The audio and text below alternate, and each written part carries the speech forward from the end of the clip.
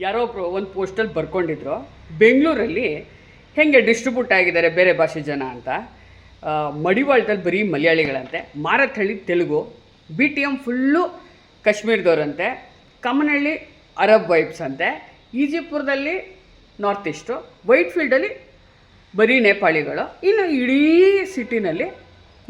ಸಿಟಿನಲ್ಲಿ UP ಬಿಹಾರದವ್ರು ತುಂಬಿಕೊಂಡಿದ್ದಾರೆ ಅಂತ.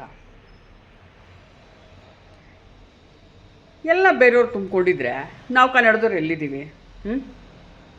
ರಾಜಾಜಿನಗರ, ಮಲ್ಲೇಶ್ವರ, ಬಸವನಗುಡಿ, ಜಯನಗರ, ಬನಶಂಕರಿಯಿಂದ ಮುಂದಕ್ಕೆ ಕನಕಪುರದವರೆಗೂ ಕನ್ನಡದ ಬೆಲ್ಟು. ಹಾಗೆ ಮಾಗಡಿ ರೋಡ್ ಶುರು ಆದರೆ